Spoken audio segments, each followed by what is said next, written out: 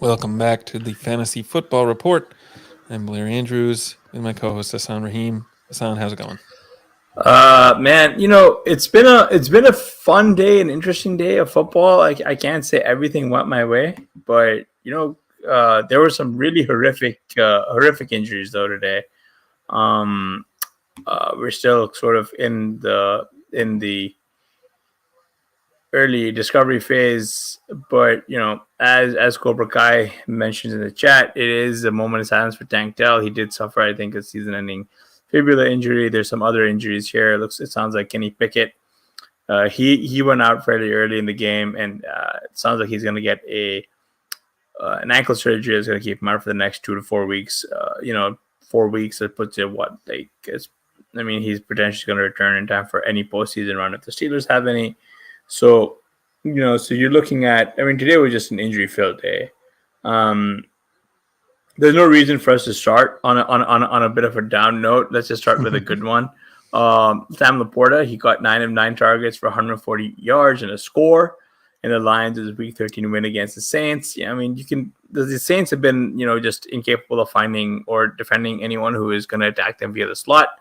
And today they just sort of had no answer for him. He just sort of became the go-to guy on third down as Goff just kept going to him. He had a 41% target share today, and he also got his 6th touchdown of the season. He's probably going to be a top fantasy option next week against the Bears, although he had 3 catches for 18 yards last week. So Blair, the question for you really is, the Cobra Kai beat me to it. Where does he go next year? Where do you have Sam Laporta? Man, it's a good question because I think that with obviously Kelsey getting older and with a lot of, Andrews coming off injury, you've got a lot of these other elite tight ends not necessarily performing as we expect. Cobra Kai says 2-3 turn. I think that is probably right. Feels right. That you could see him going into the second. Is he the tight end 2 in best ball drafts next year? I think that depends on what the Lions do, right? I guess that really comes down to what happens to Kelsey's price. Do you think Andrews overtakes him? Do you think Kelsey drops out of the top 2? I think Kelsey is still going to go T1, right? But I think it's going to be it'll be Kelsey at the 209, and then it'd be who, right? Is it Andrews at 211 and then Laporta at 212, right? Yeah, that's a good question. We're talking underdog. You think? Yeah, because FFPC, he's probably a 1-2 turn pick, right? Right. So I think the obvious thing with Kelsey is just the age that I think might scare people off. But in terms of his performance, he's been playing well. Hawkinson is another guy to think about, possibly in that same range. I think the thing with Hawkinson, at least my concern, with Hawkinson, is that right now we're sort of seeing the best of, well, not necessarily the best or the positive, the best upside, but realistically, no Justin Jefferson and Jordan Addison as a rookie means that Hawkinson pretty much is going to choke up a ton of that, right? So I think if Kirk Cousins comes back, he's still going to be contending with Justin Jefferson. And then also potentially a surging Jordan Addison and potentially someone who they're going to add a running back, right? Whether it's through the draft. But again, with Hawkinson, I think it becomes a big tiering question, right? Of where these guys are going to go. And and that's really to me the fun intellectual exercise, because like we're just trying to pick D names out of a hat right now, right? But like I think the big question is like Mark Andrews earlier than Laporta, yes, right? So then the question is who goes after that, right? Right? Yeah. Like assuming they don't trade away or they don't add someone like the Lions add someone via the draft, right? Like a wide receiver. So where do you expect Laporta to go? Right? Like that's the question. Yeah. I mean, I think that yeah, I mean, it's hard to speculate really, but considering what Laporta's done in his rookie year, you expect number one for him to possibly even get more opportunity, if that's even possible. I mean, he had 9 targets today, led the team. So maybe he's already kind of at the upper limit in terms of opportunity, but you don't see tight ends, you don't see rookie tight ends have the kind of season he is having No. that often. And the last one you can think of really who was like this is maybe Evan Ingram. Yeah, Kittle and he was really good was as a rookie, but not like this, I don't think. no Ingram also was, if I recall, if I think back to that, he also kind of became the de facto slot slash X if I'm remembering correctly, right? Like the Giants didn't have a suitable like running mate. He like what makes Laporta interesting is he's doing this despite having Amon-Ra St. Brown and then also a phenomenal pass catching back in Gibbs next to him. Yeah. Right. I think when you get down to like Laporta versus Andrews, I think we have a lot of questions about Andrews because not only is he going to be coming off ankle injury that I mean, I am expecting he'll be back for the playoffs. I don't know what the latest news is on They his. said deep playoff run, dude. Like that's like bad. Yeah. I mean, if they're making a playoff run, I bet he'll try to play. But even so, I mean, there's questions there because of the injury, and also because even before he was injured, he was not being targeted the same as we have seen in a lot of past seasons. Right, he had been underperforming a bit. So I think you see Laporta go ahead of Andrews next year. I think Oh you shoot. probably don't see anyone going between Kelsey and Laporta, and even that Do you think gap they go might be back to closer. back? Well, I don't know about back to back. I mean, possibly. I mean, Yeah, this is actually. in Dynasty, like Laporta's already the tight end one, right? Yeah. David Philippi makes a really good point. He just drafted Laporta as a TU1 in round 3 Yeah, for DLF mock. Round 3 round seems, 3 is like that's later than I would think he would yeah. go. So that seems like a steal. Actually, I don't know how Cobra Kai got our show sheet because he was talking about getting Trey McBride some love, but he's literally the next guy on the sheet. He got 8 of his 9 targets for 89 yards and a score in the Cardinals' Week 13 win over the Steelers. The TE1 train for him also continues to roll. He had like Kyler Murray has been going McBride's way the whole time. He is his number one target, right? As Hollywood Brown is dealing with a heel injury. Here's another guy who's probably gonna be top 5 going forward. So where does McBride go next year, right? Like I think that's probably a better way to think about this. Is like goes twofold a little bit, right? Like do you go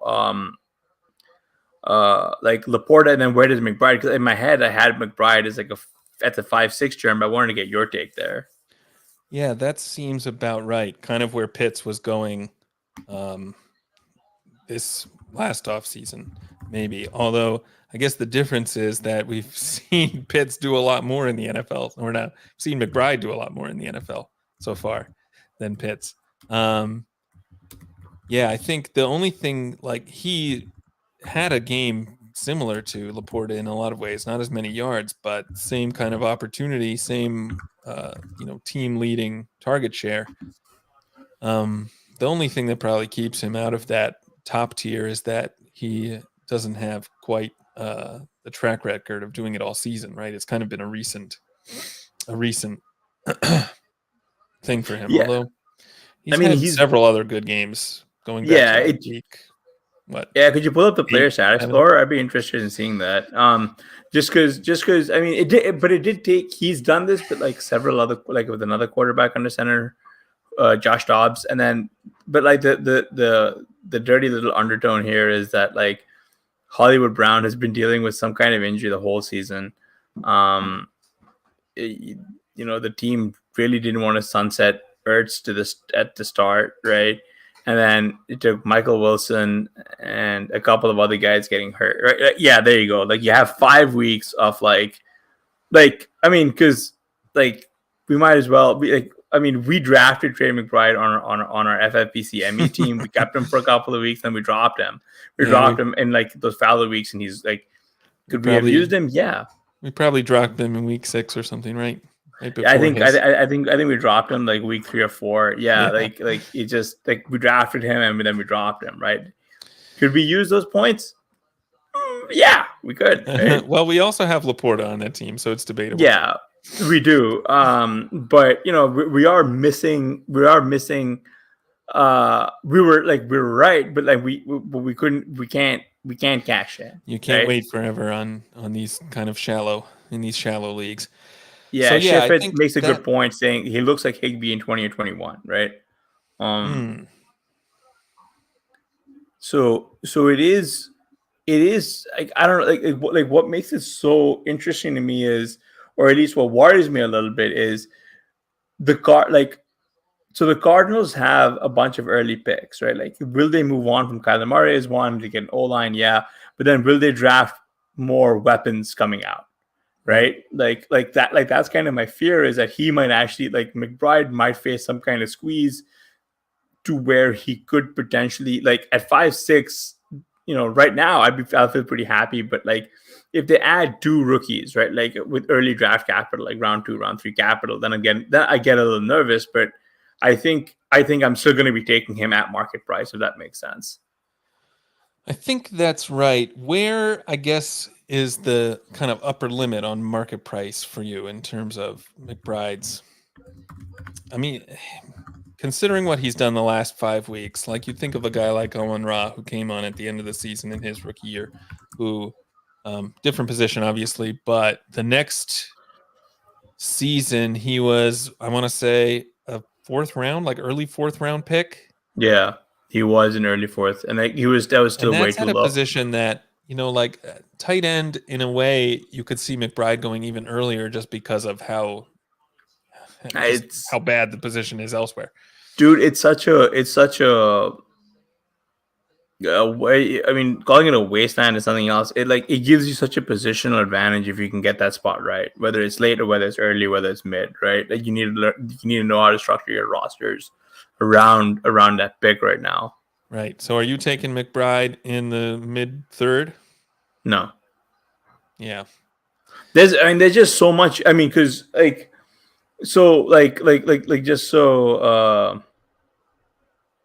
Do you actually mind pulling up Tyler Higbee's? Because this is interesting. It looks like like Tyler Higbee's 2021 season. Mm-hmm. That's it. Yeah. Yeah, it looks a lot like that, right? Like in I guess, except for a lot less sustained wide receiver 1 or tight end 1 performance. That was it's the underdog scoring, but still. Yeah, I mean, the one thing is that you see 10 expected points per game. I think you see you have McBride at these like almost 30% target share marks, where but that's Higbee also just doesn't get nowhere that else. often. Yeah, but they've also got nowhere else to throw the ball, right? Like today, Marquise Brown. I'm gonna pull up his stats because I don't think he did. He got like a 0, put up straight up 0. Right. Today's game itself was really weird. So there was a couple of pretty bad inclement weather systems. We had hail, we had like crazy thunderstorms. But like if you're going through this, Marquise Brown 3 targets, no catches, right? Rondell Moore 2 targets, 1 catch. Josh Swaim 2 targets, 1 catch, right? Like Greg Dortch 3 targets, 1 catch. It really was a low flow 23 attempts kind of game. And even the Steelers lost Pickett early, right? And so like they didn't really feel the need to press. And James Conner kind of got it done on the ground. 25 carries, 105 yards, 2 scores, right? So right. not much to be said. Although I will say the one interesting thing, I think Amari DeMercado got hurt and Michael Carter was running ahead of him anyway, and he looked pretty explosive. So I think dynasty, redraft, anything, just try and get Michael Carter on your squad this week because he might be pretty big down the stretch. So I think it's worth thinking about, especially if you're dealing with an injury at the position like we are with Ramondre Stevenson. His ankle X-rays were negative. He's going to go for more testing. He like limped off really early. The upcoming MRI is expected to reveal a sprain. But it's probably a season ender in my opinion, right? Like the Pats are 2-10. They've got like nothing to play for. He's definitely going to miss this Thursday against the Steelers. And I mean, at that point, why bother, right? Right. So that Brian locks Ezekiel Elliott in as like a bell cow, but like, what's the upside there? Yeah, right. Bell cow on a team that's more or less given up.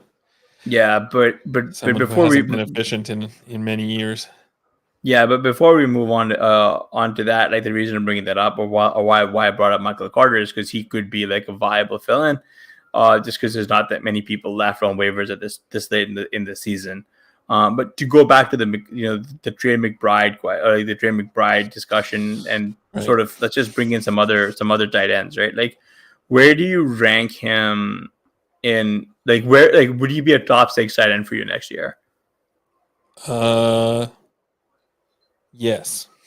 Yeah, right. I think so. I'm trying to think of who else is possibly going to get there. Like Hawkinson, we've discussed, is kind of in that range. I think Kittle is definitely in that range. Pitts, that's a probably question, right? want to drop out. I mean, as much as I hate to say it, unless there's a coaching change in Atlanta, you have to drop Pitts a little bit lower. I think Pitts is probably the TE8. Yeah, that makes sense. I just don't know who is going to go TE. Yeah, there it is. Jake Ferguson is probably going to be in the top 7 next year. Oh man, yeah, he could. That's right. Yeah, but I definitely would feel comfortable with McBride up in that tier. I mean, yeah, he did. There's not much else to throw to on Arizona, but I mean, he's been doing this for a while. Like 9 targets this week, 9 last week, 7, 9, 5, 14. I mean, he's been a target hog for basically the last 6 weeks. So, I think. Yeah, I mean, so here's the question: would you take McBride earlier than Hawkinson next year? I would. I think I would. I think I take him earlier than both Kittle and Hawkinson, right? I think I would. If you assume that, say, the Cardinals draft Marvin Harrison Jr., that hurts guys like Marquise Brown way more than Greg Dortch. And Greg Dortch. Oh man, Dortch is gonna get his. Dortch is gonna get his. That's right. He's gonna get his. He's gonna get his like random spike weeks. Pull up his 20 like last year's season because it's just wild, man. He really emerged as like so pull up his 2022 season. I tell you, man, that's right. Coming in off the street doing nothing and then boom. Yeah, that's right. Nah, I don't know. You can only keep the Ferrari sideline for that long, baby. That's right. So that's underperforming a little bit this year. I know, right? But that's kind of the issue, right? Is that like the card? Well, not necessarily the issue, but that's sort of the opportunity, right? Like the receiving core in Arizona right now is so barren that even if you add Marvin Harrison Jr., like you can't just expect McBride to go away, right? Like they also released Ertz, which is a big deal, right? Like, we always knew they had this faith, right? But if anything, you could see how adding another elite receiver like Harrison helps McBride because it makes it much more likely that he is getting looks near the goal line. Yeah, they're not going to be like one-dimensional, right? Even Like if he it's not a has one-dimensional offense. even if he has a small drop off in terms of opportunity, you can make up for that with efficiency in a good offense, especially at tight end. Yeah, but like the thing is that like Kyler's not really doing much. He's like, frankly, he's looked terrible throwing the football. Like he's looked really bad. His fantasy value is primarily coming from his legs, which is pretty impressive considering the fact that he's coming off an ACL tear, right? Yeah. So like there's a lot of there's a pretty big positive expectation gap to where we can actually, we can expect. So like I guess it goes back to the question of if we're thinking Laporte is a 2-3 turn, then McBride at 5-6 that seems a little too low. Just right. That's what I'm thinking. Like I think if McBride is going there, I think that he could be my highest owned player. I suspect he'll be more like a 4th rounder. If I had to guess. Oh God, yeah, I that's the hard part, right? Because like I don't think he's gonna open as a 4th rounder, right? Like, I think he's going to end as a 4th rounder. I don't think he opens as a 4th rounder. Yeah. Right? Like I can still see people gravitating towards Hawkinson, right? Like and that's the thing is that there's well, actually I take that back, right? Because Hawkinson's his next season early ADP is about to be determined by this finish that's coming up, right? Because Justin Jefferson returns next week, then it's Justin Jefferson and Jordan Addison, and never mind the fact that the astronaut is under center, right? And I think that is what's going to be like driving some of this, right? Like he's still a viable tight end 1, right? But that doesn't say much about the position, right? Yeah. Like because that's where he's been all year. He was drafted as 1. Like he was drafted the 3rd tight end off the board, I believe, if I'm remembering this. Yeah, I think that's right. Right after Andrews. Right. Yeah, I mean, Hawkinson has definitely been good this year. You do wonder how much of that was related to his.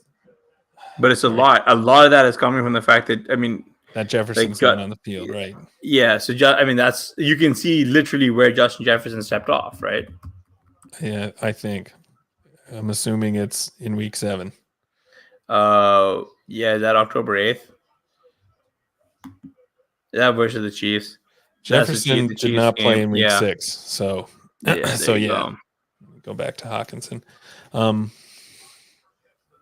So yeah, you see this spike in expected points basically the week after Jefferson went out, and really in terms it's not like a spike, it's like a 2x expected points. Yeah, right.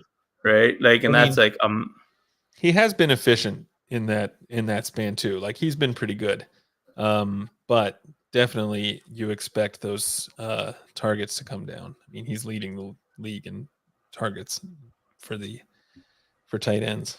I mean, at least going into this week. Yeah, again, Cobra Kai seems to be like I think he might have written the show sheet, not me, because he is talking about Nico Collins, who is literally the next guy on our sheet. He caught 9 of 12 targets for 191 yards and a score today. He had a massive day. As the aforementioned Tank Dell exited early. He made these circus catches, man. Like he averaged over 21 yards per reception. He also had the only receiving touchdown today. He was like basically destroying like the Broncos if you didn't watch that game. With Tank Dell pretty much gone, how worried are you that defenses will be keying in on Nico Collins? And where do you think he's going to actually be drafted next year? It's a good question. I'm not that worried about teams kind of keying in on Collins. I think, you saw that he was able to get it done today, even without Tank Dell, and with Noah Brown doing nothing, only drawing 2 targets and getting no yards. I know Brown came in questionable. I don't know if he played the whole game or all the snaps or something. But so yeah, Nico Collins has definitely shown that he doesn't really need Tank Dell opposite to be able to be productive, at least against Denver. The Broncos are not, for most of the season, they haven't been good, although they've looked better recently. So I don't think they're necessarily the easiest matchup. But man, in terms of next season, Collins is a tough one to figure out because he has these huge spike weeks like this week and other weeks, and then the rest of the time, as you can kind of see here, wide receiver 3 in over half of his games. That's fine if you're averaging. Well, I mean, he's averaging 16 points a game, which is not bad, but well, it's good actually. But well, I mean, he's not really like he's fantastic for basketball because that's what you want, right? Like, this isn't what you'd get in like managed redraft. Yeah, right? Like that's like the. Yeah, it might be what you want in best ball. I have some questions about that. But... Oh my god! I just realized that I forgot to play Christian Watson because I was just gonna say, I was like, oh, I wonder if I start Christian Watson in a bunch of places. I forgot to do that. Sorry, Dubs, but I was gonna say that profile looks very much like a Christian Watson profile, right? I guess that's right. Yeah, and that's where I think he would be going. Is where Christian Watson was going this year. Bryce Ridley in the chat says, I got some questions. Okay. Yeah, Watson was what, a 4th rounder? Yeah, he was like solidly in the 4th round, right? Like solidly in the 4th round. And it really does look like a pretty similar profile in terms of having some spike weeks surrounded by nothing. It's kind of the Will Fuller profile, which, Will Fuller in the past has had a best ball win rate that exceeds what you would expect given his. He was also like going in the 8th routinely because he had like the injury prone label. We really need to bring injury prone analysis back into fantasy sports and get rid of the hyper like looking into splits versus zone and man and stuff. Like we just got to go back to like back when people didn't know much because it's really frustrating right now. Like back when you didn't know much, you knew not to draft guys like I don't even know who. You knew not to draft Devin. We knew not to draft Devin Funches, baby. We knew not to draft Devin Funch. That's the kind of polls that we're at. Like, right? Like, we're dropping viewers like crazy right now, but it's fine. What I was gonna say was that with Nico, it's like he's probably like I don't know, like you could potentially pencil him in as the wide receiver 1, right? But like Tank Dell has looked awesome and he is gonna be back. You know what I mean? Like he is gonna be back. So for that's why I'd like say like with Nico, you'd want to take him in the 4th round, especially in best ball. Because go ahead, sorry. No, but just because you're getting, I mean, it'll be very hard for people to not wildly draft the Texans next year, right? But then the issue is you also don't want to be out over your skis in the event of some kind of snapback in terms of strap. Sure.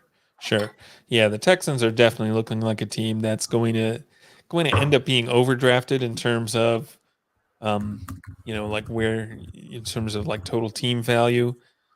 In the 4th, I'm probably out on Nico Collins. But yeah, Tank Dell obviously doing this as a rookie, as good as he's looked. I think it's going to be hard to really have Nico ahead of him next year if we get signal that Dell is fully healthy. So that's a tricky situation, but I definitely will want to be in on some parts of that offense, and maybe the best way to play it is to, unless CJ Stroud is like a 4th rounder as well, then I think he probably will be. He might be the way to play it. Yeah, another good point here by Shitfit. I bet the Texans will go after T or Ayuk. Yeah, I think the Texans might consider going after one of these guys. Yeah. That is, I definitely would think that they'd be in on some of these bigger name wide receivers who are going to be free agents.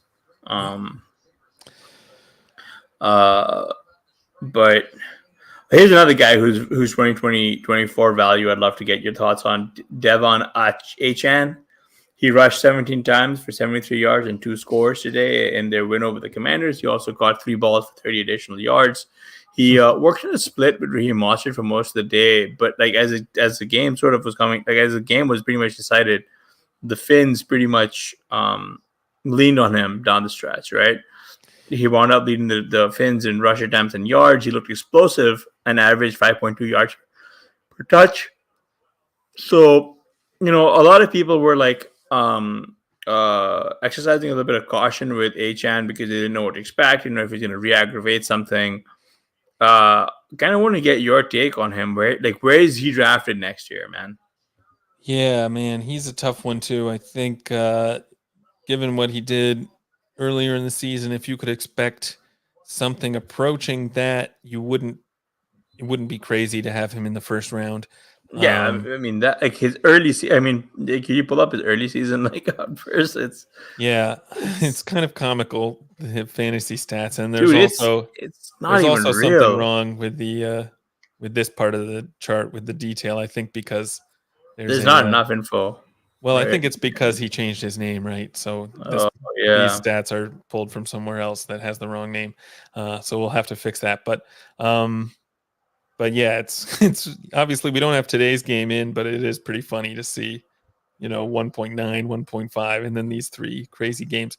I don't think that these 3 games are like a baseline necessarily. I don't think we should think of them as that. But I mean, today is probably even a little bit above what you would expect him to do with the 2 touchdowns. But I mean, even a stat line like this with 1 touchdown instead would be something that I think you would be fine with in the first round. I think his size obviously makes it a little bit harder to get him into the first round. Maybe you'd also expect some regression for the offense as a whole, but I think that's kind of a minor concern. So, yeah, if he keeps up performances close to these, I think having him in the late first is not crazy, and might be okay drafting him there. I don't think it's like a Tony Pollard situation where he goes up and becomes kind of undraftable at a first round price. I think Achane looks like he has the upside to have an RB1 overall season. Am I crazy about that? Where do you take Mostert then? I mean, Mostert, geez, he's gonna be what, 32? Yeah, but I don't think it's going away, man. Like we discussed this a few weeks ago, but they're only going to keep him. They only have to pay $2 million to keep him. Yeah. Right, and he's been really good. Yeah, he has. That's true. Oh man, that becomes the issue, right? And then they've wanted to make either Jeff Wilson or Salvon Ahmed work, but like the issue there is that you can't just.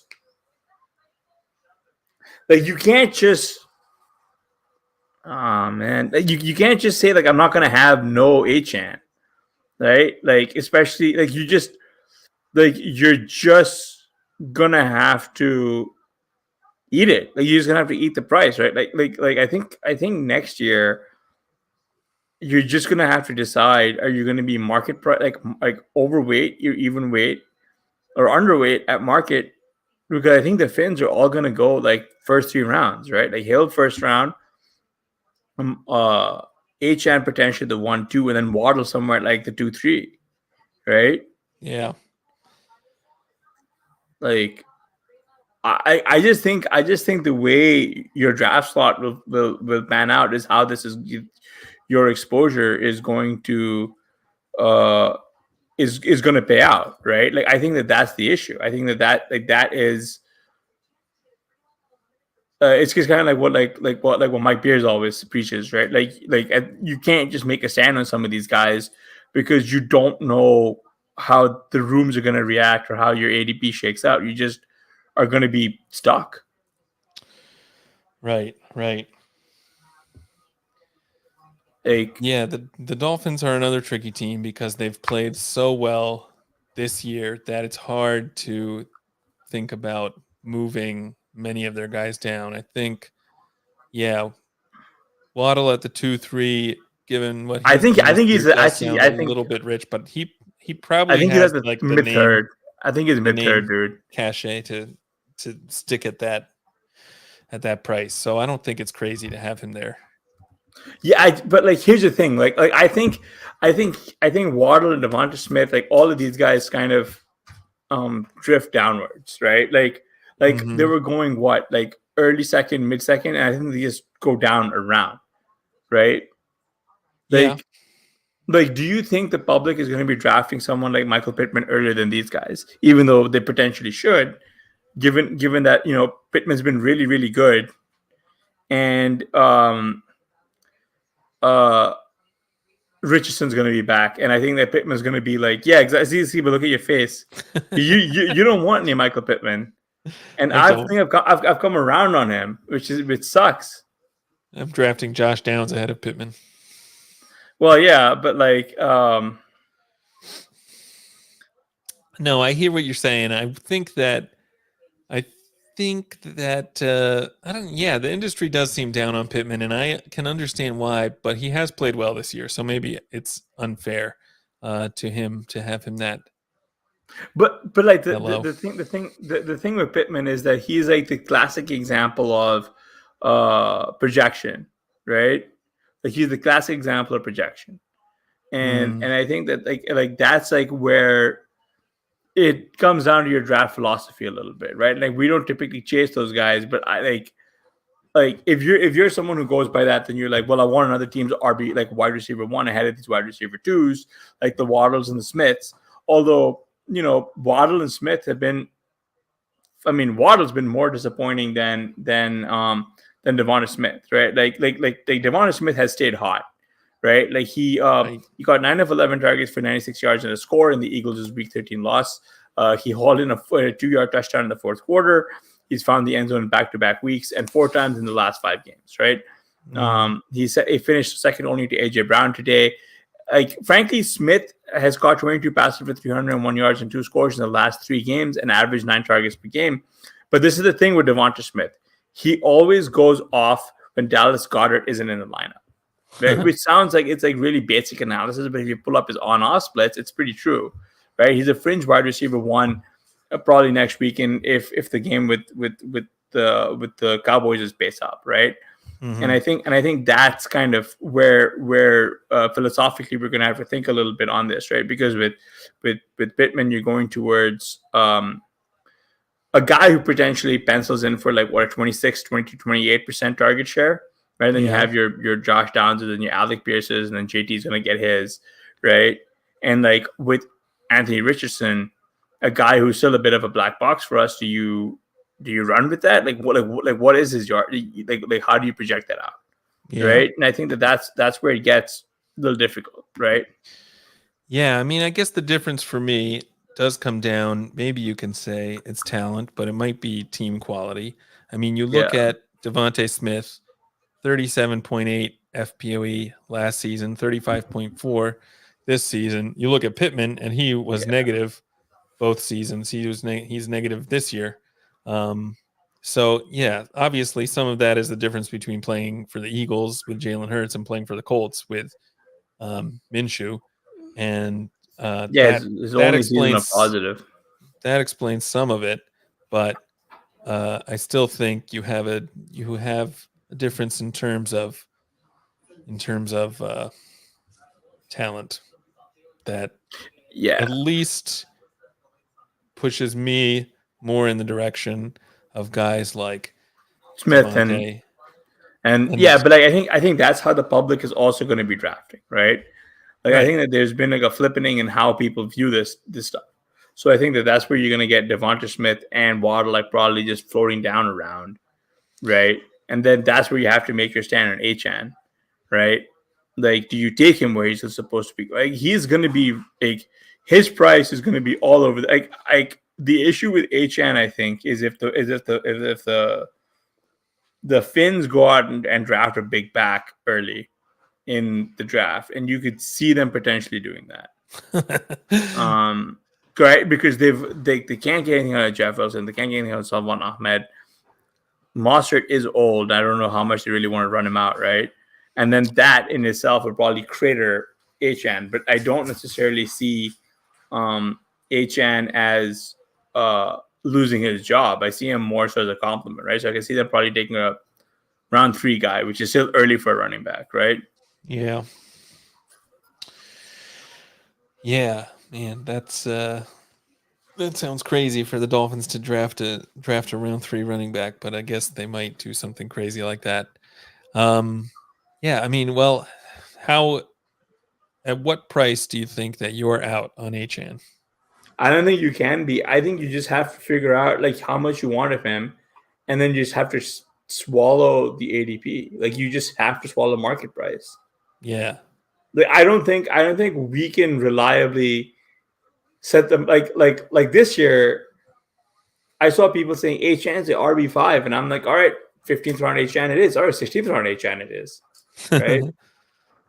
And I'm not going to be able to cash in on a lot of those teams, unfortunately, because Achan didn't play for much of the season. But had he actually played for most of the year, I'm here popping bottles, right?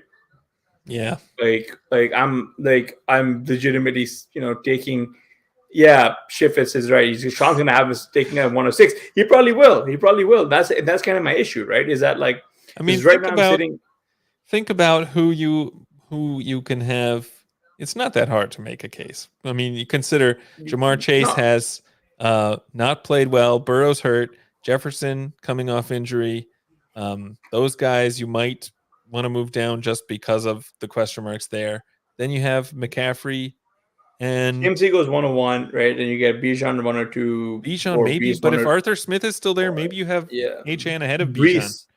I don't think you can have Achan ahead of Bijan, but like I think but like you can make a case for Achan keeps like playing like this, he could outscore Bijan this year. Dude, yeah, he might. Yeah, and that's the crazy thought, right? Achan might be the 102. Achan might be the 102. Well, where does that leave Gibbs? Yeah, 103. Yeah, 103, right? That's the issue, right? Like, I think the thing I'm getting the most pain out of is is being right on Achan at like 38%. No. Yeah, 38%. I'm just like trying to think. Yeah, like I have so many dead underdog teams with him on him, and I'm just man, trust the process, baby. So I've got like a ton. Like most of these teams are dead. But and that's kind of thing is like these teams are they're dead. They're not coming back. And it sucks that I can't cash in on this, right? I can't cash in on being that Achan backstop guy in all the drafts. And it just so happened that I just like eventually he just became cheaper than Kendre Miller for a bit. And I was like, all right, I'm all in. Like that's just like I just cannot let this slide. Right. But yeah, so I mean, so that's kind of the hard one. And I wanted to actually keep discussing some other guys who we want to like start touching on. So we should start running through them. Puka Nacua, another guy, caught 4-7 targets, 104.5 yards and a score. He also added 2 carries for 34 yards on the ground. Right, the game began like he was insane in the first quarter. Like he had like almost all of his receiving stats in the first quarter. He had a 70-yard seam route. He just like outran whoever the Brown safety was for a TD. Nacua, is over 1,000 receiving yards on the year. He's the first Rams rookie to ever reach this milestone, right? It looked like Nacua suffered this massive shoulder injury. He was able to finish and return the game, right? And he rattled off 2 long runs, like a 31-yarder and a 45-yarder. One that one was actually called back on like a holding call. He's probably good to go next week against the Ravens. Mm-hmm. So, like, where are you drafting this guy, right? Like, Cooper Kupp is looking it's sad, but like Kupp is looking a little washed, right? Like, he's still very good, but like Nacua is really, really, really running. Oh man, yeah, Evan makes a really good point. He might be priced similar to ARSP in year 2. So considering that, like that's what, like early fourth. How, like, oh my god, I'm gonna have so much Puka Nakua next year at that price. Do you draft Nakua ahead of Cup next year? Yes, I'm doing it. Yeah. Yeah, yeah. Look, because it almost feels like Nakua is now the new Cup, right?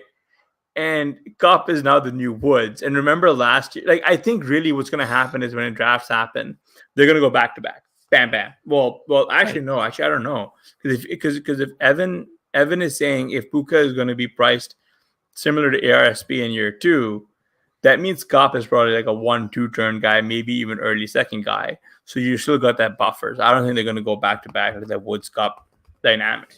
But I think Right. that's going to be the dynamic that exists. I don't necessarily see Cup going much past like 206 or something.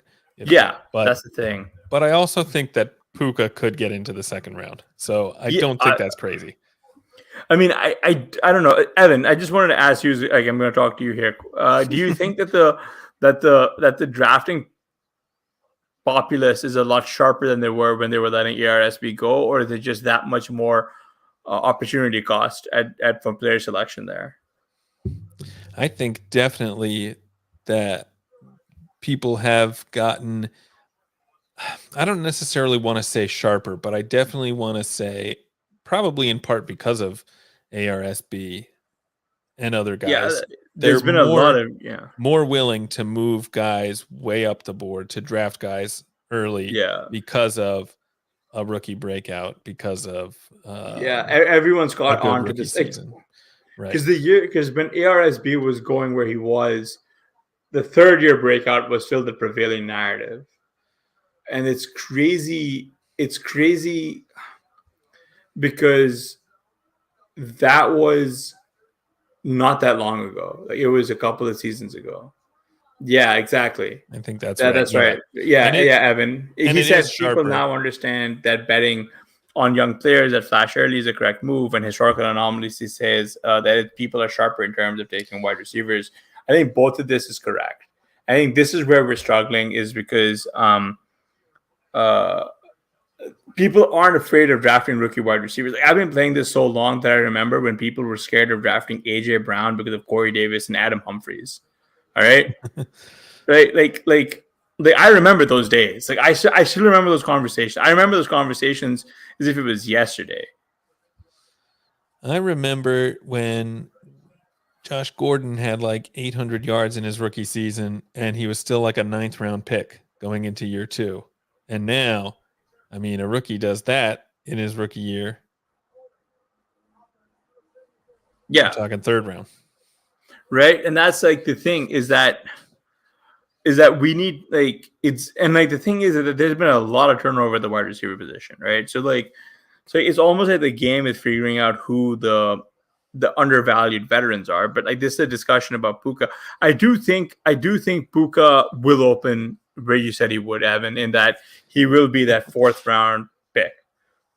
And I think that's where we are going to have to just make a conscious decision. Look, we have one of two things to do as a community, right? Either we're all going to decide, all right, we're not going to go on Twitter and try and blow up his price. We're going to try and depress his price, keep him at this 4th round ADP as much as possible. Or we're just going to make a decision that, all right, we're all in and we're going to like force this like efficiency to occur, right? I kind of prefer the former, where we're just sort of not letting everybody in on the secret. Right? Like, you see Cooper Kupp go, and then you're like, I'm going to chill and wait for another couple of rounds, and then I'm just going to take my Puka and be out. Right? And I think that this is where we're looking at. On the flip side, Kyren has been, right? So, like, Kyren has been lights out as well, right? Like, Kyren Williams has played pretty well. Do you think that the Rams will go after a running back? I think they might. We've had this discussion with Connor, but I think they might too. I mean, Kyren obviously has looked great. You do see a lot of times where these running backs who play well, because their team didn't invest a lot to get them, they don't necessarily think of them as like a long-term solution. So I think You have a couple factors, of course, being, Kyron already was hurt this year. Running backs have shorter careers anyway. You want to always be ready for to replace the guy, because you don't want to have to do it after he already is, bad or hurt. So it wouldn't surprise me to see the Rams draft another guy. I'm thinking of, like, you have guys who are undrafted or 7th-round picks or something, like Philip Lindsay, who play well, and then their teams go and draft someone over them anyway. Kyron's probably That's sad. Yeah. played better um, than Lindsay did, so maybe he has some additional kind of staying power. He was also drafted, I want to say, was he a 6th or 7th rounder? There's a little more in his, a little more of an investment into him, but still, yeah, I don't think it's out of the question for the Rams to take a guy in like the 3rd or 4th round. Yeah. Second They round. certainly need the help. Yeah, they certainly need the help. I'm going to switch gears up on what I discussed earlier, what I said earlier about undervalued veterans. Deebo Samuel, he got 4 of 4 targets for 116 yards and 2 scores in the Niners' Week 13 win over the Eagles. He also had 3 carries for 22 yards and a score. This is pretty much the best of the season. Of course, it comes after you and I with our Deebo Samuel team are eliminated from the FTC. Right, like, he took short passes for long gains on his ways to scores from like about 50 yards out both times. Right. He also had an untouched carry for the end zone. He's unfortunately only totaled 232 yards from scrimmage and 3 touchdowns and 17 touches. Oh, well, no, that's over his last 2 games. Sorry, I looked at the wrong stat. So he's probably going to look to continue running hot, but this is a guy who was going in the mid-4th all year, right? He was going earlier than Ayuk, which was, in hindsight, just a bad pick, right? So what do we like? Where do you think he goes next year, and how much of him do you think you might have? I'm probably gonna have quite a bit, because I expect he'll be the cheaper of the 2, right? Of the 2. Of the 3, really, with Kittle as well. Yeah, right. I mean, even today, Kittle and Ayuk both out-targeted him. So you have those forces, people who are only looking at the targets, looking at the opportunity, who are saying Samuel is at best the 3rd option in this offense. And then you also have the fact that Ayuk has looked really good this season. And before this game, I don't actually have the scores handy, but maybe he has been scoring better than him. No, last week I think Ayuk went had more PPR points. Yeah, right. That's what I'm saying. I think Ayuk is outplaying him on a season. Oh yeah, easily. So in terms of that, I think you probably, like, maybe you just see them flipped from where they were. I think he goes cheaper, dude. I think he's cheaper because there's going to be younger guys going earlier now, right? You think Samuel is cheaper than Ayuk was, like, later? Not just cheaper. I think Deebo is going to be a 7th round guy. Wow. Okay. Which sounds crazy to say, but like, we've just discussed a handful of young guys who are going to be going earlier, and all that's going to do is push prices down, right? Like Deebo is going to be one of the guys who ended up going. I mean, you need to pull up his stat page, because historically, he's his bust,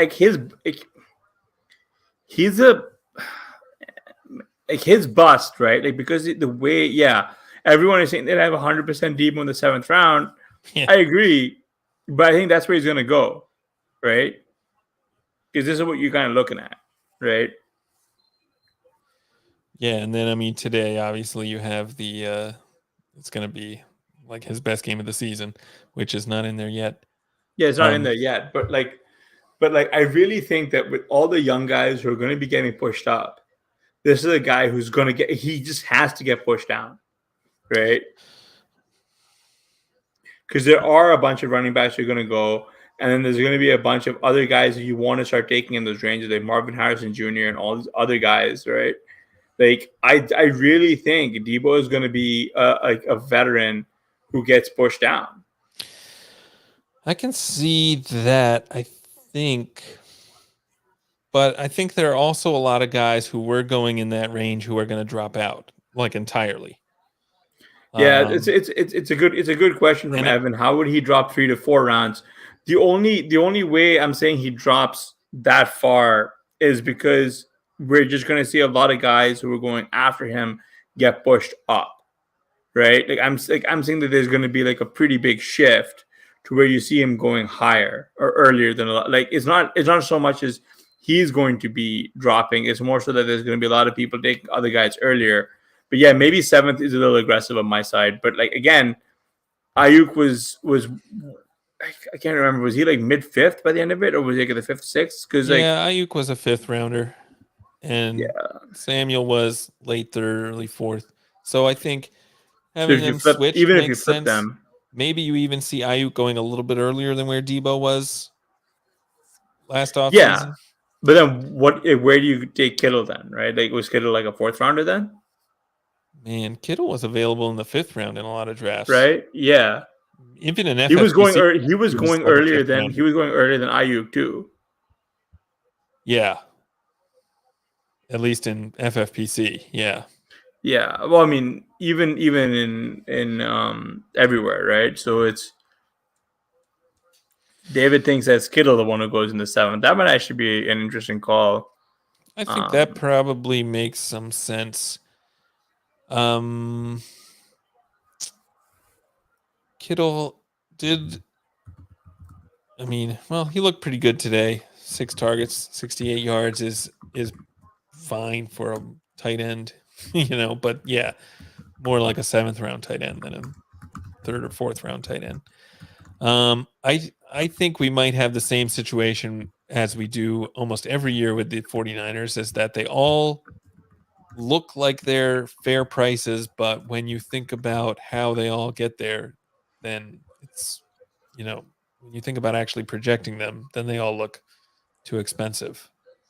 yeah, that's kind of the. But you still need a baseline, right? Like I think this was actually kind of a fair question. Was Rashi or Debo, right? Rashi Rice or Debo, if they're both Man, in the fifth. if they're both in the 5th, I'd probably be leaning Debo if only because Rashi still has a lot to prove. But yeah, I think that's probably where I'd go too. We've seen Debo put up these 300-point seasons before, whereas Rice is not necessarily a proven thing yet. So there's a lot of risk and not necessarily more upside. So I think Debo is yeah, just kind of the rational choice there. yeah, and I mean Rice just got tackled I think on the 1 yard line, and then Pacheco took it in for a touchdown. So, uh, I mean it's good that he is emerging as a viable option, but he is definitely going to be pretty pricey next year. There's like no Yeah, no way around agreed. that one. Um, All right, here's another guy, unsexy veteran, Elijah Moore. He caught 4 of 12 targets for 83 yards in the Browns' Week 13 loss to the Rams.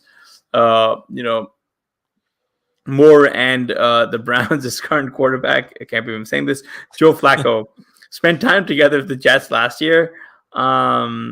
It didn't really matter though because like it wasn't until Amari Cooper was out for the game did Elijah Moore really come on, right? Yeah. Like he became his key target. He saw 9 targets without Cooper on the field. His biggest catch was sort of this 42-yard in the second quarter, right? I think they're going to start clicking a little bit more, but again, with Amari potentially back, like it's going to really stymie where Elijah Moore is. So like, has Moore done enough this year to really be a guy who you'd consider adding to your best ball teams next year at all, or what are we doing here? Yeah, I mean, it all depends on the price, and I think that's the interesting question. Where does he go, and where does it make sense to draft him? Just pulling up his Stat Explorer here, you can see a lot of wide receiver 3 performances. Cleveland obviously has not had a great passing offense this season, um, Mm-hmm.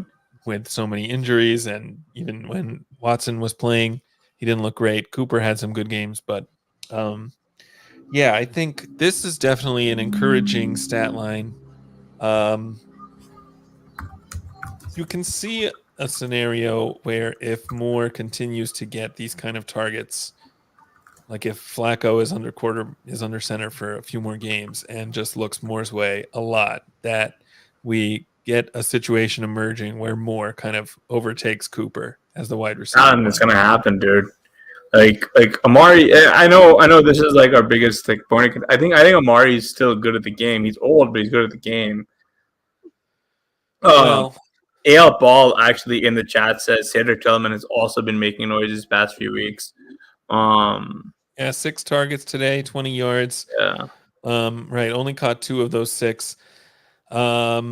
It's interesting. I would love to know how they were kind of using him in this game. I don't think we have the Monday review No, I stats don't up think it's for updated yet. for this I don't week think it's yet. updated yet. I mean, I think the biggest issue, obviously, in all this, Deshaun Watson, man, the guy just doesn't look like he's ever played football. Like this does not look like the same guy, right? Like it looks like if the Monstars sold all of his talent, and this is what you're left with.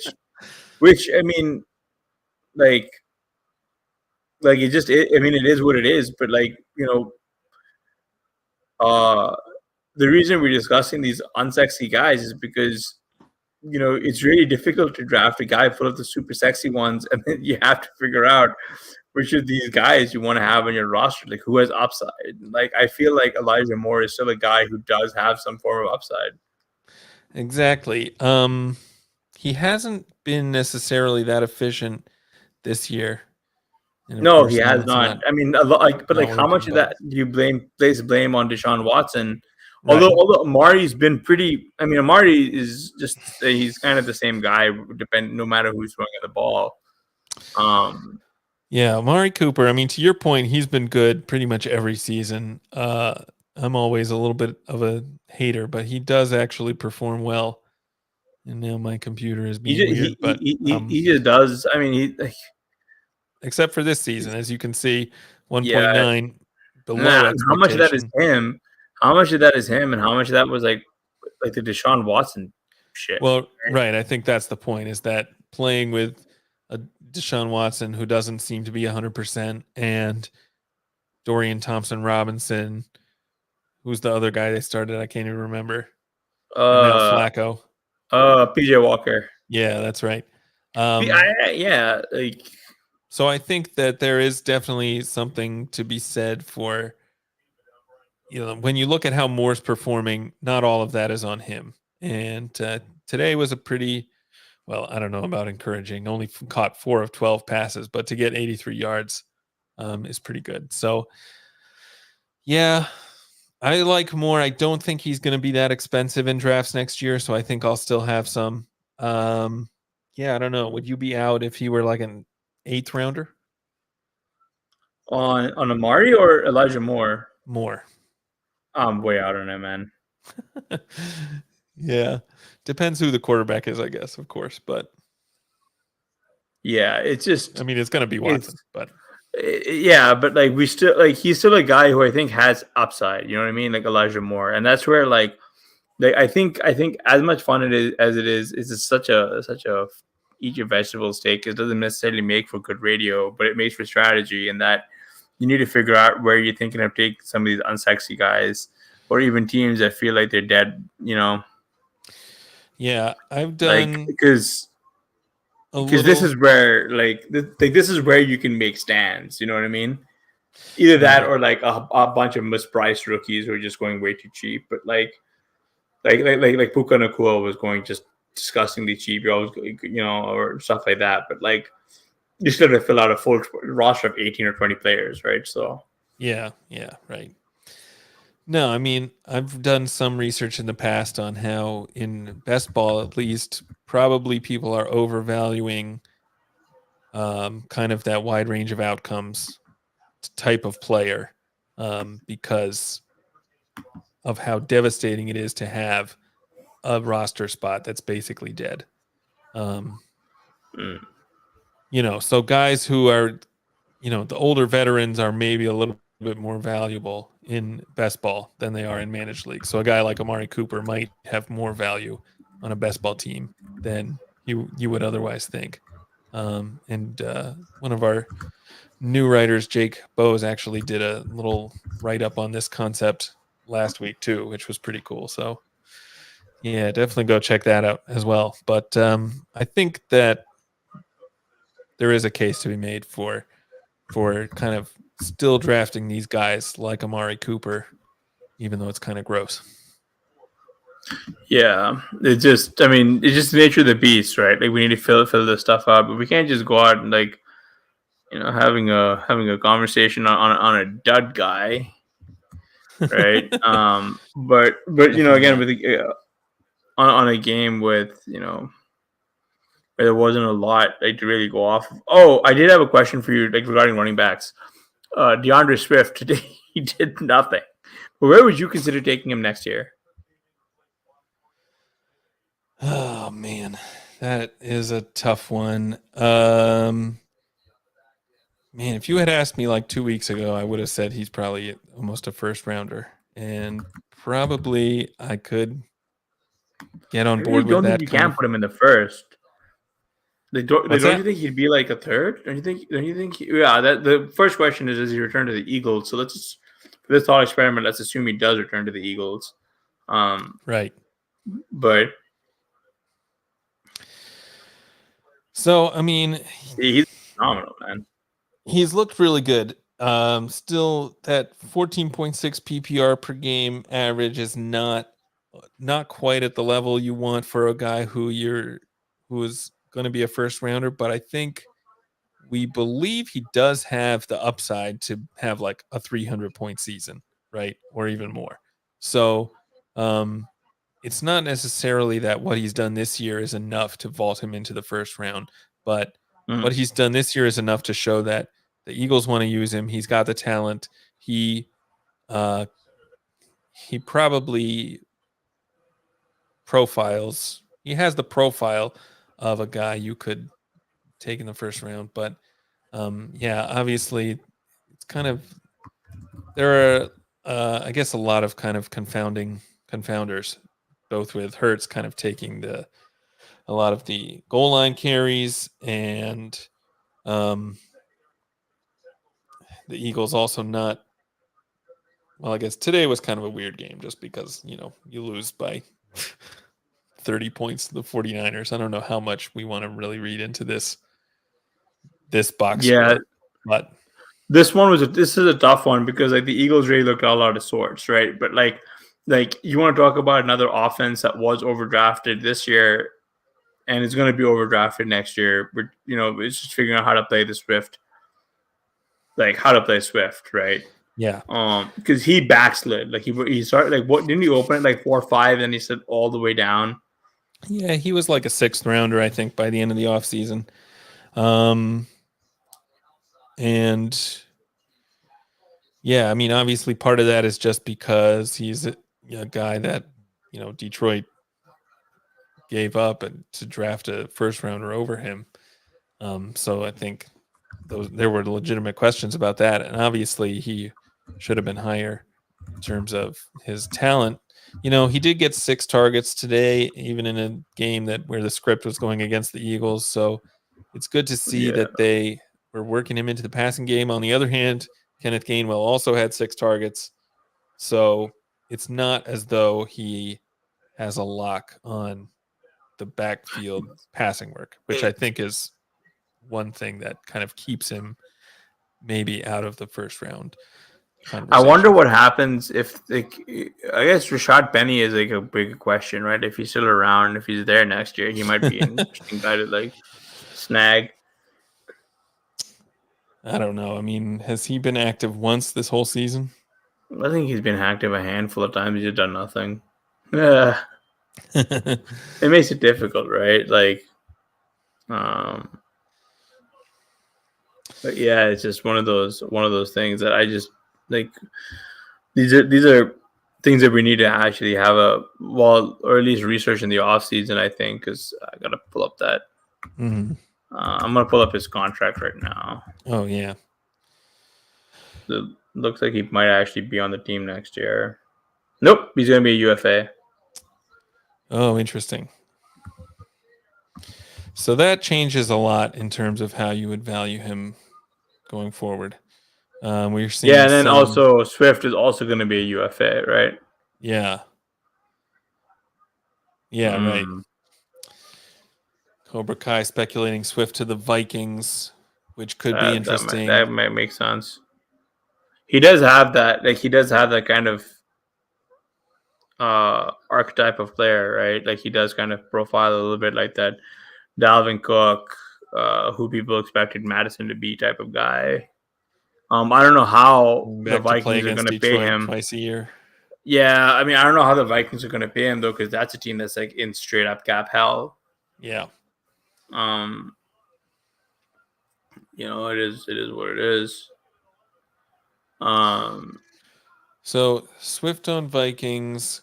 Cobra Kai says I'm round 5 on Swift. My question is, does Swift even last that long? I don't think I so. kind of am seeing Swift going in the I second, th- Christian maybe the Watson third at the just scored his latest. second touchdown of the night, and of course, I forgot to put him into my roster. Yep, scored his second touchdown of the night. Of course, I forgot to put him in. Oh man. Dubs. Yeah, actually, this is a question about a rookie. A rookie wide receiver has done pretty well. Jaden Reed. As of our recording, he's got 4 targets, 4 catches, 16 yards. Right. Like, where does he go next year? And also Dontavion Wicks. Like, this is like a pretty interesting young wide receiver core. Where are we taking these guys, man? Yeah, these guys are pretty interesting. I think Reed especially has done some stuff that kind of signals he could have a much bigger role in the future. They've Mm-hmm. used him not only as a receiver but also as a runner, kind of not quite Debo Samuel-esque, but kind of a poor man's Debo Samuel in that way. Mm-hmm. I don't think any of those guys are, going to get more expensive than 8th round, maybe, unless they have, unless they kind of explode down the stretch. But, yeah, I mean, you're looking at so far this season, Jaden Reed, 500 yards and 5 touchdowns. So, yeah, I guess if he can get up to close to 800, actually maybe then we're talking about a really promising rookie in the kind of Josh Gordon mold that I was just discussing. So maybe I'd be Yeah. happy taking him in the 3rd then. But but for whatever reason, I don't see the rookie receivers on the Packers getting that expensive. But I don't know. Maybe that's just I'm kind of, that's kind of a vibes take. What do you think? No, I think you're right. I think realistically, it'll still be Watson and Dobbs are expensive. Maybe not expensive as this year. And then I think Wicks is going to be really cheap. Yeah, And then I think Reed and Musgrave and all those guys, like Reed is going to be the one who rises the most, but he's going to be a guy who you can reliably pull in. I think Jordan Love might actually be a target in the QB window as well. That's kind of interesting. Would you be happy drafting Jaden Reed if you were like early 5th? No, I would not. Yeah, I mean, obviously, And it depends on who else is available. But yeah, and that's like it in a does sound rich for vacuum. him there. It sounds rich, but like on the flip side, right? Like on the flip side, um, like the plus, at least the plus side is his draft capital. He was a 2nd round draft pick, right? His profile, not exactly great, but he's the only 2nd round draft pick that they've spent at wide receiver since Christian Watson last year. And Watson was the first one since Devontae Adams, right? That's right. And I Second just round don't pick. think He he's was gonna. also 18-year-old freshman breakout, as I recall, and then had some injury Then he had seasons. then he had to transfer, right? Right. He transferred away from Western Michigan to Michigan State. That's right. Yeah. So weird He was college career, but he ineligible. was very precocious. But as his they college say. career is tough because like he was ineligible for a year. Then they played COVID shortened season, and then he like exploded. Yeah. Right. He definitely spent way too long in school. But the 2nd round draft capital means he's gonna like at least get some kind of opportunity. He's probably I don't know. I have a feeling that he might just be like an 8th round guy, right? Like Yeah. an 8th rounder. And I'm talking myself into having 100% of him if he's going in the 8th round. So look at this. Let me pull this up real quick. This is his box score scout. Yeah, we don't have the draft pick in there yet, so I'll have to fix that. But yeah, 18.6 breakout. He had a 33% dominator as a freshman at Western Michigan, misses a year, and then transfers to Michigan State and plays 3 seasons where he's still pretty good from a market share perspective, but never quite well, I mean, actually his 2021 season was pretty good. But yeah, that early breakout. Yeah, that's what I was saying. His 2021 season was pretty good. Right. I don't know why. I don't know really why important. he stayed. I don't know why he stayed. Can you hit the Sims? Yeah. Yeah. Remember Cobra Kai asked, picked? like, where does? Do you remember what? 50th. 50. Do you want his height and weight and 40 and any of that, or just leave it? That's in here. That's in here already. All right, that's already in there. Sterling Shepard's a good comp. Randall Cobb's an interesting one. Christian Kirk's a really good comp. Yeah. Manny Sanders is probably Manny Sanders in terms of what he's done in the NFL might be like the actual absolute ceiling. Absolute ceiling, yeah. But yeah, I don't know, man. Being a year early on like a Christian Kirk type breakout second year would be pretty sick. That's true.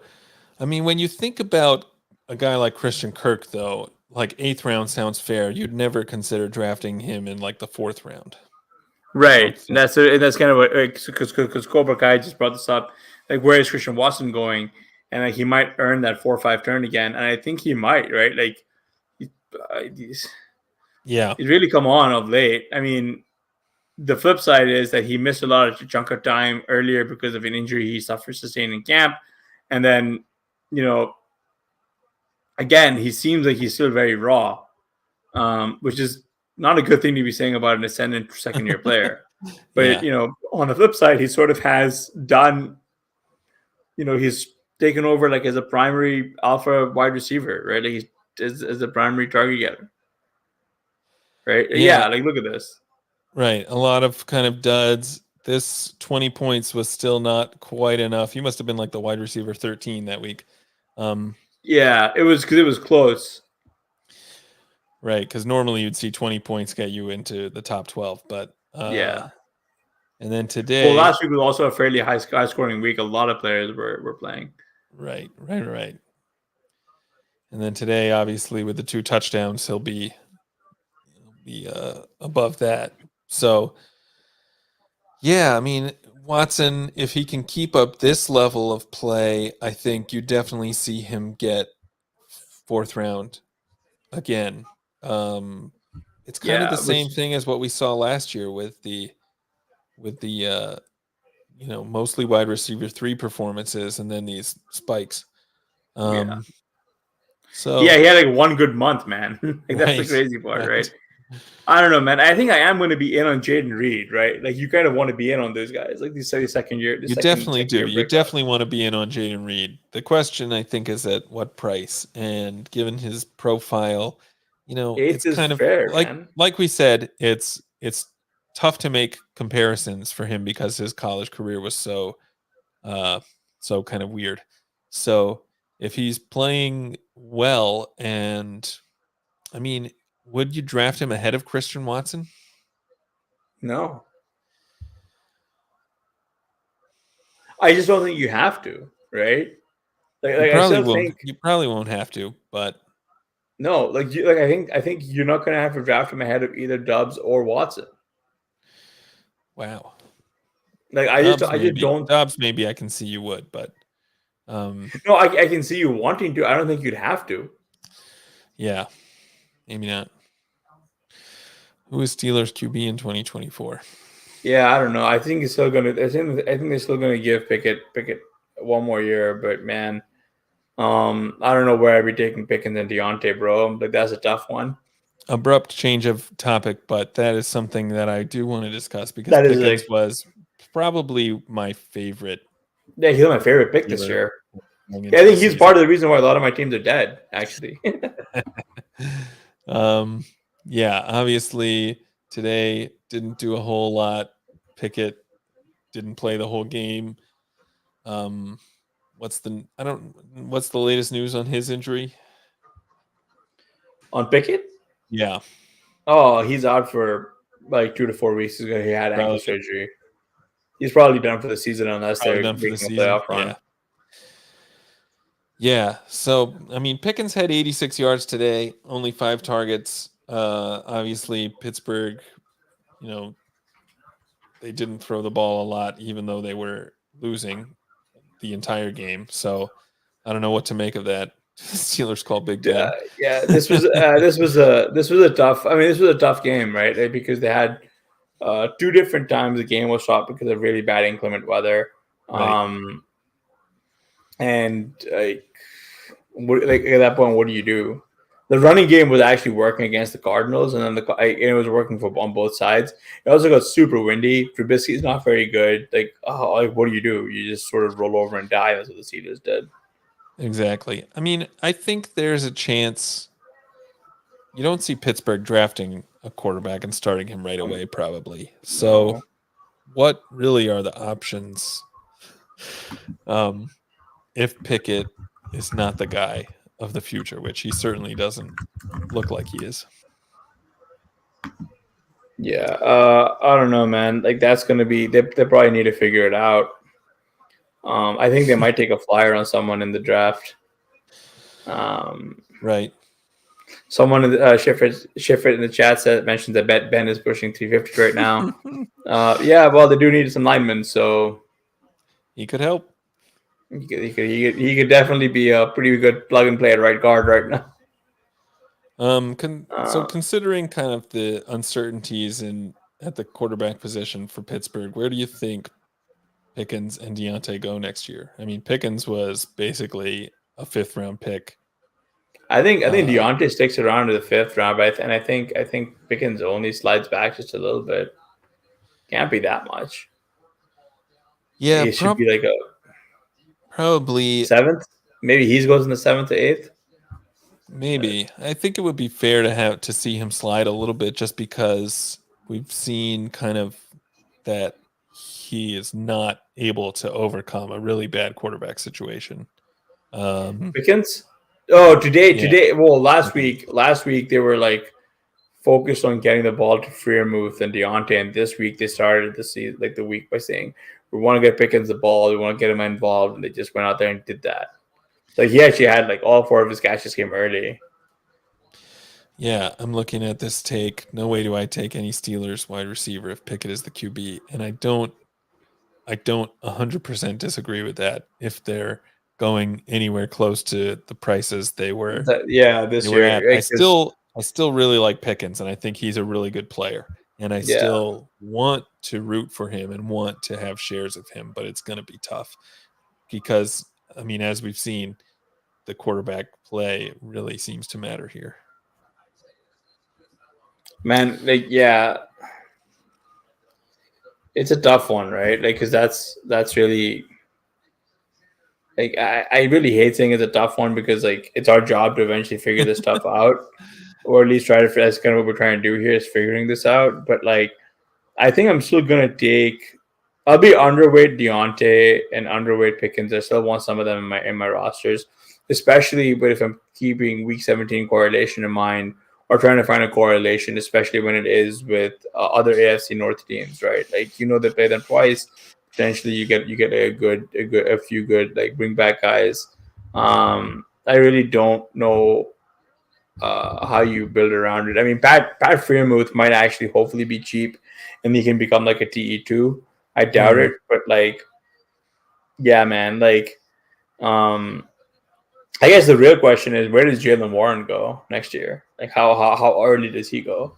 Right, because he's been starting to see like almost 50-50 work with Najee, right? For sure, yeah. And I mean, you had seasons in the past where you had Chubb going in the 2nd and Kareem Hunt going in the 5th. So I don't think it's crazy to see Warren as like like outside the 0 RB range even. Might be tough to get that high if the Steelers are not look like they're not going to be good. I mean, on the other hand, I think they're on track to make the playoffs still. So even after this loss. Yeah, it's right. Isn't it crazy? It is pretty crazy. So yeah, I don't know. I mean, I guess you could see Warren going in. I think he'll definitely be at least a 7th rounder, maybe even higher. Yeah. Yeah, that's such a good point. And then I wonder if Najee comes down a little bit.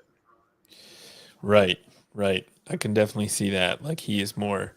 I mean, I think he probably is in the 3rd round. Oh man, I don't think Najee's gonna be a 3rd rounder, bro.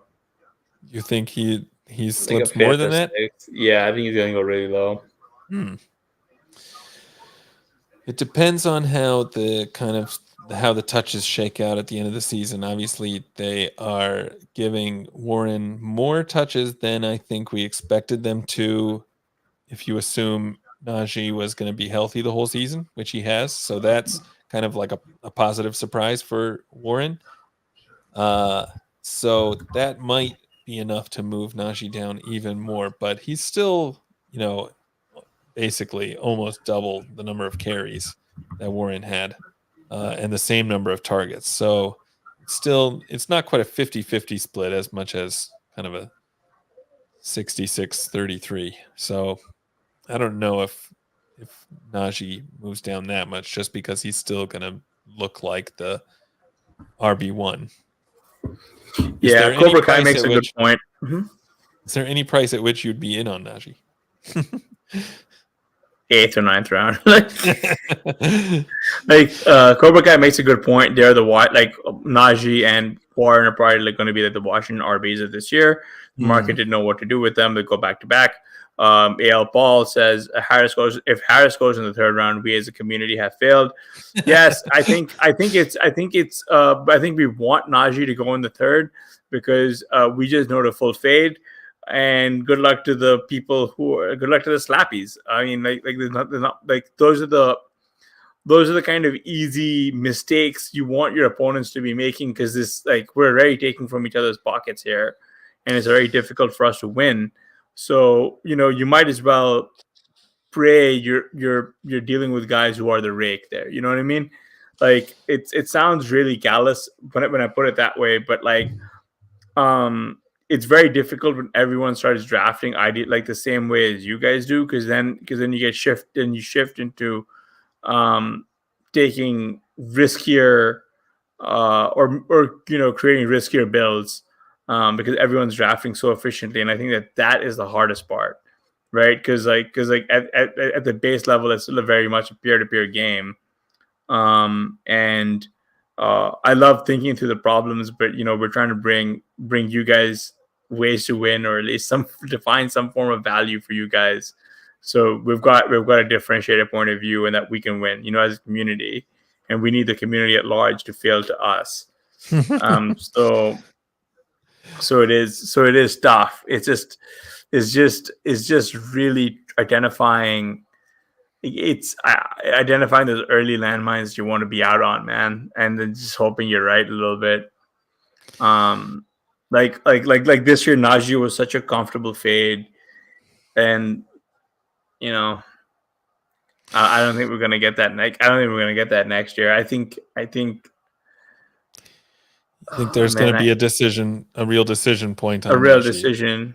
Yeah. Yeah, like I can definitely say I never even considered Najee in a draft once, probably. I mean, maybe I did take him if he slipped like 2 rounds, but right, yeah, because you don't want to be complete, especially if you're drafting. Yeah, Pitt will know what to think of Najee, if they pick up his option or not. I mean, I'm like a noted Najee.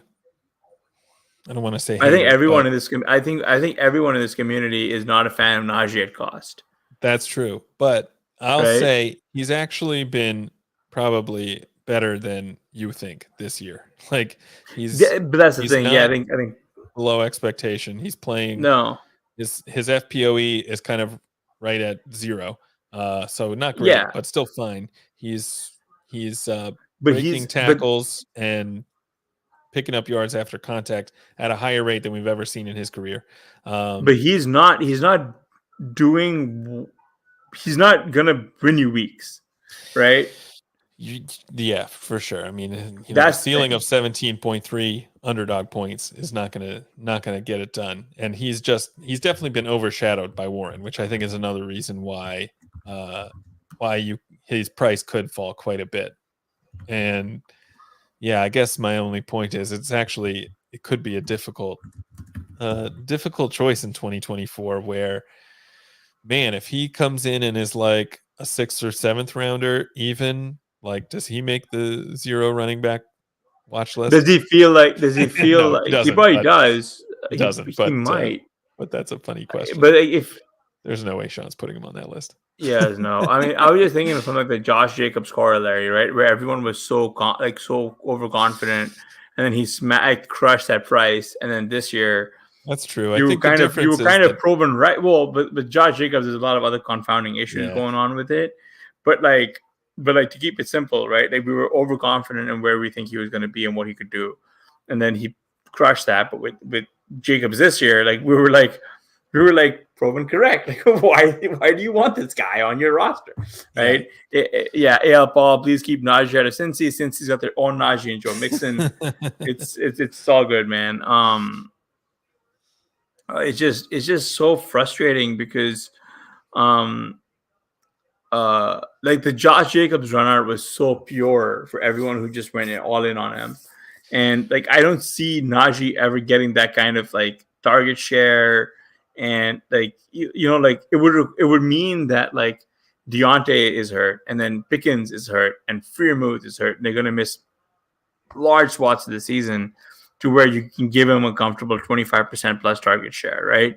I just don't ever like that. Is just not in like the realm of outcomes for Najee at all. So like, I think 9th round is fair. Right. There definitely doesn't appear to be a path for him to get to the Jacobs level in terms of what Jacobs did last year.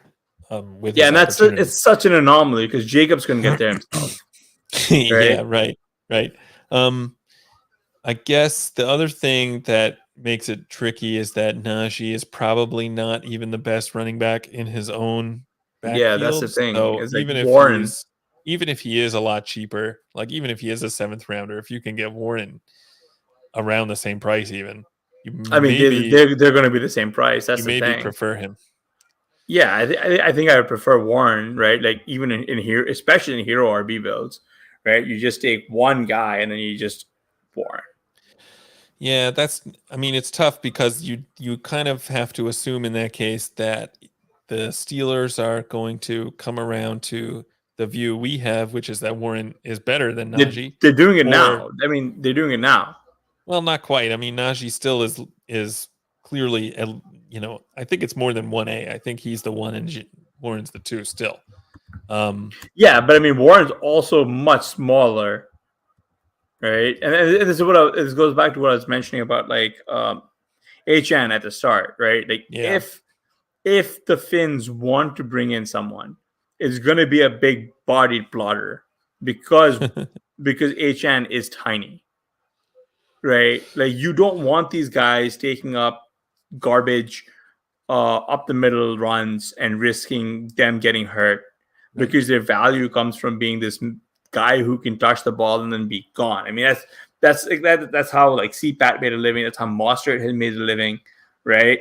Like there's such a rare skill set for these guys to have. I mean, Tyreek Hill is by far and away the best guy at this, and so it's rare that you have other guys in the league with that kind of like speed, right? Like, why wouldn't you protect them? And like, it's not like the Steelers have like phenomenal, like Deontay is not exactly fast. Muth isn't exactly fast. Pickens is that guy. And then Warren, right? Right. And it would be assuming the Steelers are awful again next year with Pickett playing from behind, you probably want to see him back in Warren. Yeah, that's right, AL Paul. Like, that's a really good point. I think that's true. I agree with that, but I don't necessarily think that the Steelers think of Warren as the receiving back, because they still give Harris a lot of targets. So that's, I think, the only difficulty in terms of projecting them. Now, that said, I do think Warren is more talented, and I think you should be chasing talent. And I'm going to be drafting Warren way more than Harris. Might even draft him ahead of Harris if I have the option to take both. But Shifrit says it's Najee on a important contender to would be be Lenny aware 2.0. of these kind of elements because Pittsburgh doesn't seem to agree with us. Yeah, but that's a great point. I mean, from Shitfit right there, where he says Najee in a contender is Lenny 2.0. Yeah, man. Like, it's just so scary to think of something like that, right? Like, oh man, like just getting, because we know the kind of style of back that he is, and if we get him in that right role, man, like I think it's very difficult to shy away from him. It's just a question of. I mean, he won't be. He's like, it goes back to what Sheffield mentioned earlier, where we're just hoping to see what the Steelers do with him. But yeah, right. I mean, right. like, the season is still not even over, and we're trying to do these postmortems. But it's always interesting to try and at least think about these valuations that are in flux. Partially because we're also going to have to be playing these guys as we go through our underdog wildcard drafts and then eventually the playoff challenges, right? So like it's important to think through what usage should look like or will look like when the rubber really hits the road in the playoffs here. It's a good time for postmortems because so many of my fantasy teams are dead or dying. Yeah. Actually, I'm in a hard spot because I forgot to swap out Dubs for Watson in this one league. Oh, so man. Tough scene. That's tough. Good news. It looks like we are going to win our Pentagon draft. So we've got the only thing that can bury us would be like a 70-point game from Joe Mixon, which, knowing my luck. Well, it's also Evan Ingram. Yeah, Ingram. Okay, so Ingram gets 20 and Mixon puts up another 50-point game. So it's not impossible. We could still lose. Someone just Cobra Kai just asked what percent am I advancing on DK? It's a fluctuation between 23 to 27%. So that's a wild swing out there right now. Like it's just like every time I open up my app, it's just like, oh, I'm down and I'm up and I'm down and I'm up and I'm like, all right, I'll just wait through it because there is a big game tomorrow night, Bengals and Jaguars. Yeah, I've got a good amount of Christian Kirk this year. A decent chunk of ETN is going to be playing as well. Obviously, I have Jamar Chase and T. Higgins. So it really is going to be it's going to be a pretty tough week, a few weeks here for me. All we're hoping for is a week 17 sweat, right? Like that's all the best you can hope for. That's right. Yeah. All right. Anyone else we need to touch on? We've been talking for a while. Yeah, and thank you everybody for hanging out with us. We really appreciate it. If you're a listener only, we do recommend coming and hanging out with us sometime. Yeah, come hang out live. You can get your take live on the air. We'll answer some questions. Not necessarily good answers, but how is my fishbowl team? It's a Sam Howell Tagovailoa team, so that should have been better today. So let me pull it up. We didn't discuss this, but can someone like who watched that game either tweet at me or tell me in the chat like what happened with Washington? Why did they turtle? Right, because like that felt like a game that Washington was going to throw a lot on. And then like Miami came out and punched them in the mouth a bunch of times. And then the Commanders just straight up turtled. Like they did not. Yeah. Historic anomaly started Howell over Love and SFB. Like we were expecting a lot more passing volume. And instead what we got was more Brian Robinson. So I didn't watch that game. So if anyone can tweet at me or post it in the chat, like I would love to know what happened because I think that was like the low watermark for Howell in terms of pass attempts in a very long time. Yeah, definitely. In the article I wrote this week, The Wrong Read, I was suggesting that,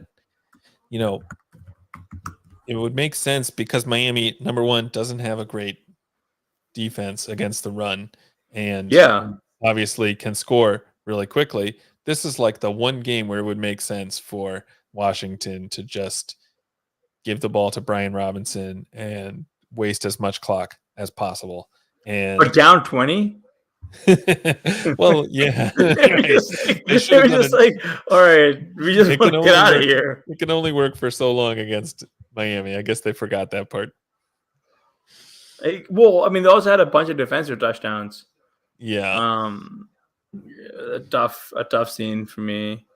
I faced Miami, and I guess someone who had the Miami defense in a must-win game, and it's not pretty when the Miami team outscores your highest scoring player on my team. I think I'm getting I'm getting completely ran. My opponent is 2xing me right now, and to add like insult to injury, it's the worst team in the entire league. So. And who's to say that my strategy didn't work? If the goal was to keep the point differential down, then Blair's strategy would be sound. I mean, maybe if they had passed more, Miami would have won by 50. That's true. Yeah.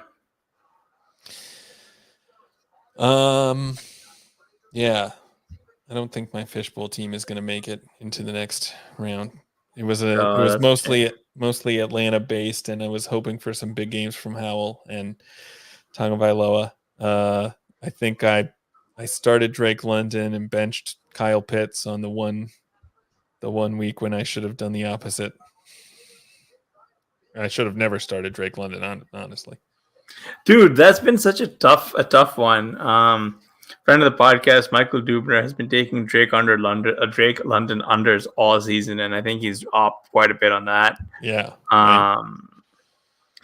Next year, CJ Stroud, Patrick Mahomes, who we're drafting at a similar price. I think I'm still in on Mahomes,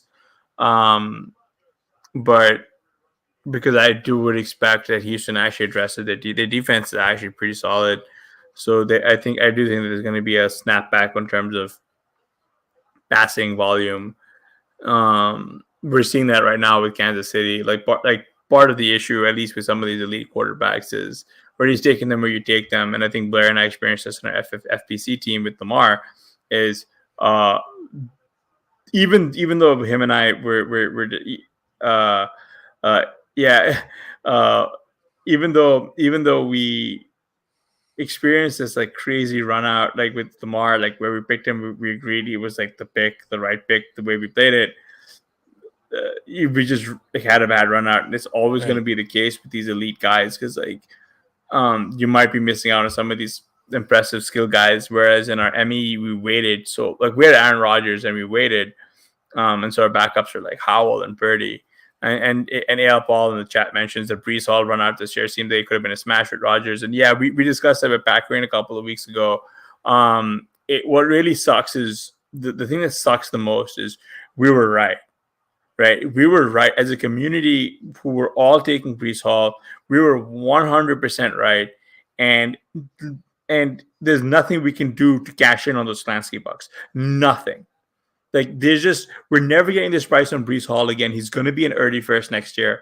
We cannot cash this in. Like we're left with knowing that our process was correct. The way we attacked it was appropriate. Our risk tolerance was accurate, and we still cannot cash in. It just shows you how difficult it is to win in this game and this league, but also that we have the correct process. Yeah. Right. And that's and when people say process over results, this is kind of what they mean is we just need to find the situations next year. And that's where we're at right now is we're trying to get ahead of these situations right now. Mm-hmm. Definitely. Good note to end on. So thanks again, everyone, for hanging out. It's been a lot of fun. We had a lot of good talks. I'm talking like we're done. We'll be back next week, 9:00. We're gonna be back maybe next with week. A guest. So yeah, thanks for hanging out. And they're asking about Chuba. Yes, Chuba has done a phenomenal job just sort of sidelining Miles Sanders. Definitely an RB1 or no, an RB2 down the stretch. I think I think it's too early to decide of what's happening with the Panthers next year. And I really want to see Chuba continue doing this. But for all of us who've been taking him late, Let's just enjoy this for what it is, man. Which is just again where we were right, and unfortunately, I don't have enough Chuba on teams that matter. So next season, over under on Chuba's ADP, we'll say like pick 60. What do you think? Oh man, if I under like by over, you mean like 61 62? Yeah, it'd be way over, dude. I think I'm thinking like Chuba's like I think Chuba's like a 12th rounder, 13th rounder. Oh wow, okay. Yeah. Because there's an entire QB window in there, right? Like that's where like the Cuba. I like David's comment here. I mean, to do what he's done on the Panthers, that's pretty impressive. I mean, Sanders looked like a good running back last year on the Eagles, and now is one of the worst in the league. So, I mean, it's the whole team is like. I mean, the interesting thing is that a lot of projection systems still aren't giving Chuba the kind of right volume that you'd expect. I just don't see projection systems moving quick enough to understand that the Panthers have decided that they need to shorten the clock, and that's more running. Right. It's just so weird because they paid Miles Sanders and they're not just giving him the rock. Well, he sucks when they give it to him. Yeah, I know. He went from the penthouse to the outhouse, but he's still in the penthouse because they paid him a ton. Yeah. He's not hurting. Jonathan Mingo with 10 targets and 69 yards. Is that something? No. I mean, this entire Panthers offense right now. I mean, it sounds like genuinely the issue with the Panthers right now is it sounds like there's like two different wars happening, right? I'm interested in Mingo next year, yes. But like it really comes down to whether or not Depper is going to continue meddling because it sounds like he's a very active owner, which again, not the worst thing in the world. It's just not necessarily what you want when you're a football team, right? And I think that like he's expecting some kind of more immediate results. I think he's the second time they fired a head coach in season, right? So I think it becomes a bigger issue there. And you know what? Look, at the end of the day, it's his team. They can do whatever they want. We've made a lot of fun of the S2 cognition tests. I think they might actually bring in like they might actually take an interesting approach to team building next year where they might actually be patient. But